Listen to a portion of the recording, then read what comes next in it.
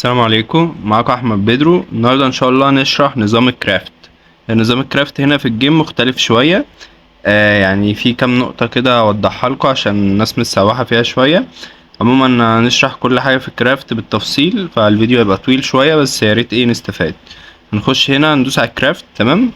اول حاجه عندنا اللي هو الريفايند ستون. ريفايند ستون اللي هي الاحجره اللي بتغير في الستيت بتاعه السلاح، مثلا بتعلي الكريتيكال، تعلي الفيزيكال دامج، الكلام ده كله. تمام. فانا لما بدوس هنا بيبتدي هو يقول لي مثلا عشان تطلع الحجر ده لازم يبقى معاك الاليمنتس دي. تمام. ولازم يبقى معاك طبعا التابلت بتاعتها. فانت مثلا تشوف، مثلا انا لو معايا في الانفنتوري اي حاجه هدوس هنا اشوف ايه اللي اقدر اطلعه. هيقول لي ان انت معاك التابلت دي وهي الاليمنتس بتاع اللي معاك متوفره، وتقدر تخرج من التابلت دي الحجر ده. تمام. لو دوست كرافت كده خلاص انا خرجت الحجر.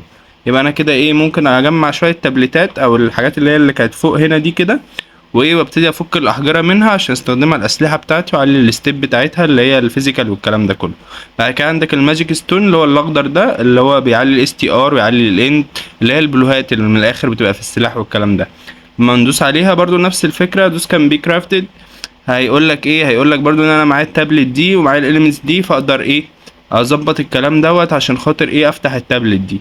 تمام. فانا لازم احاول مثلا لو انا مهتم بالقصه دي قوي او في الليفلات الاخيره دايما هبقى مهتم بيها، فاجمع تابلتات ليفل مثلا 10 او 11 على حسب اخر ديجري، وابتدي اجمع الاليمنتس برضو 10 او 11 عشان اقدر افتح التابلت. يعني التابلت دي كده هي ليفل 4، لازم الاليمنتس كلها تبقى ليفل 4. تمام. فانا ببتدي اظبط الكلام ده كله عشان اكرافت الحجر من جوه التابلت عشان خاطر ابتدي اعلي ستيت الاكونت.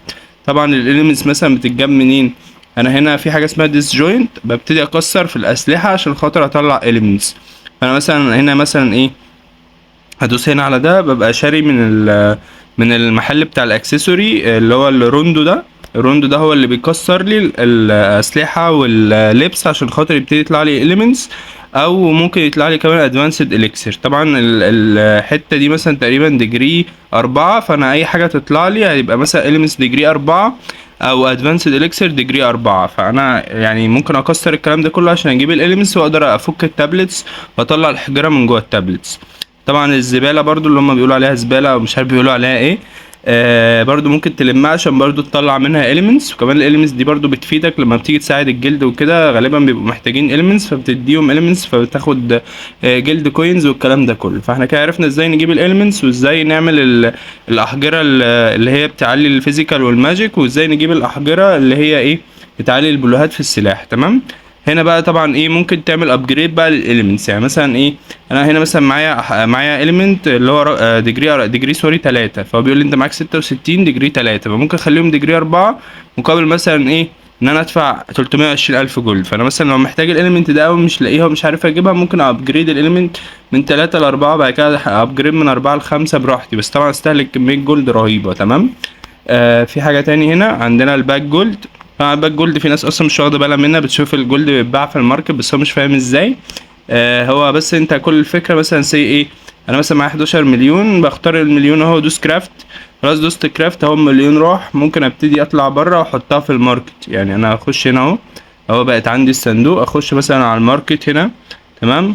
ابتدي اخش على السيل ايتم، اختار اللي هو اللي انا مثلا عايز ابيع مثلا سيل مليون جولد دي ب 240 سلك. تمام. بس احطها وخلاص كده. تمام. مثلا رجعت في كلامي او مراجع وفتح الجولد، هيرجع لي تاني يبقى 11 مليون تاني عادي خالص. فدي انت بتحولها بس البوكسات عشان تقدر تحطها في الماركت، مش اكتر من كده. تمام. الايكويبمنتس بقى اللي هو ازاي مثلا اجيب سلاح صن زي ده كده. مثلا انا عايز مثلا سلاح صن، يعني مثلا مثلا بلعب ويزرد، دور على ويزرد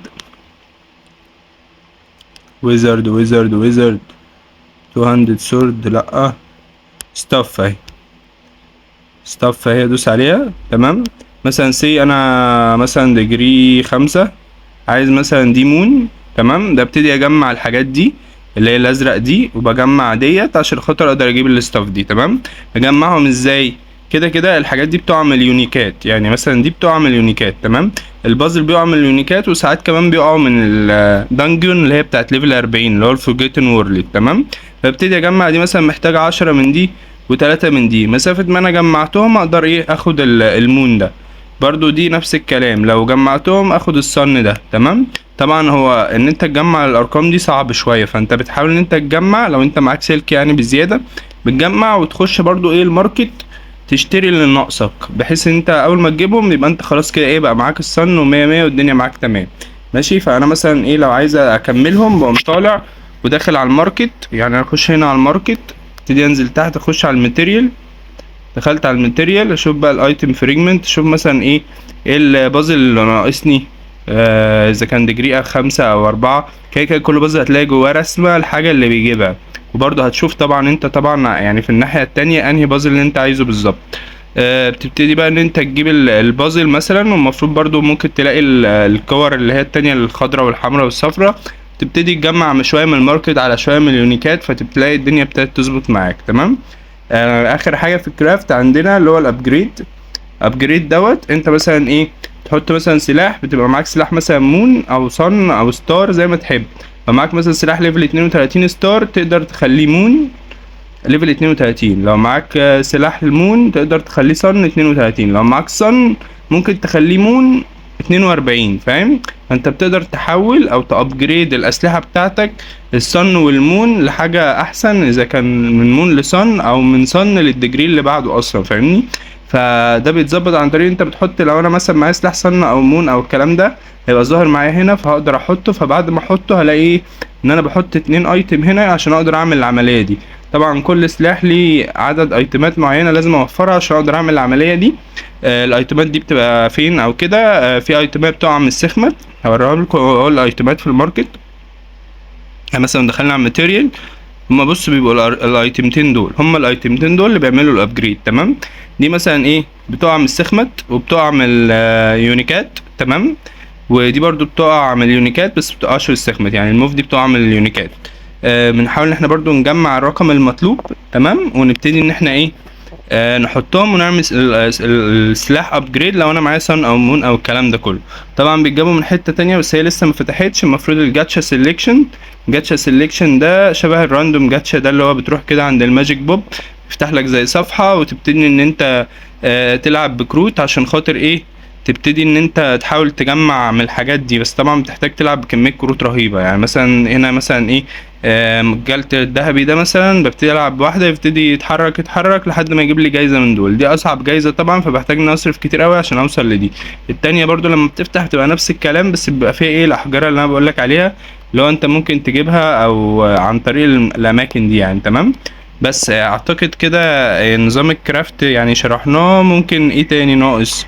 اللي هو الالكيمي، اللي هو مثلا مثلا السلاح ده وندوس على الالكيمي هنا. هنا بقى بيبقى فيه ان انت تحط بلسات، بتحط لاكي باودر وبلس. طبعا اللاكي هنا بقى مثلا لو عايزين مثلا لو معايا حجر من ده مثلا عايز احطه على السلاح او حاجه، خلينا مثلا نجرب حاجه معايا مثلا. طبعا معيش اي حاجه تناسب دلوقتي، بس هو مثلا ايه مثلا دوت عايز اعلي مثلا الفيزيكال اتاك بتاعه. تمام. هيبقى معايا مثلا حجر بتاع الفيزيكال اتاك هيتحط هنا في النص، والديسولف ستون دي بتعلي النجاح بتاع البلو او تغيير الستيت. تمام. يعني انا بحط واحده مثلا حاجه بتعلي الفيزيكال هنا في النص، بحط من الديسولف دي خمسات هنا بحيث ان هي تنجح بنسبه اعلى. ببص كده الفيزيكال مثلا بقى 20 بقى 30 بقى 40، طالما الستيب بتاعه بيعلى وبيظبط ببتدي ان انا ايه اوصل لحد معين مثلا عاجبني وبسيبه على كده، او ايه او ببتدي احاول ان انا اجيب اعلى ستيت مثلا في الفيزيكال، بعد كده اجيب حجر تاني احاول اجيب اعلى ستيت في الماجيكال بحيث ان السيت بتاعي يبقى اقوى حاجه. نفس الكلام هنا برضو. هنا هو مثلا هنا معايا حجر استامينا ده يعلي الاتش بي بتاع الهيد، هيخلي الهيد تديني اتش بي اكتر. تمام. فانا بحط واحد في النص اهو، وابتدي ايه احط بقى ايه ديسولف يعني اكمل هنا ديسولف اهي. تمام كده. ايه التشانس يعني بص مثلا لما بقلل كده بيقول لك انت نسبه ان هي تفشل 10%، كده بيبقى نسبه النجاح زيرو، بس هو مش حقيقي ساعات بيفشل برضو. بس فنعملها بقى على كده فيبتدي ايه ان الاستامينا تعلى. انا عملت اهو بص بقى دي بتديني 85 اتش بي زياده، يعني لو جيت هنا اهو هلاقي ان في بلود ضاف اهو 85 زياده. تمام. فيعني ده كده بالنسبه لنظام الكرافت. يا رب ما اكونش ناسي اي حاجه تاني عشان خاطر الناس مش فاهمه القصه دي كويس، ويا رب اكون افدتكم. تشرفوني في جروباتي وشكرا. سلام.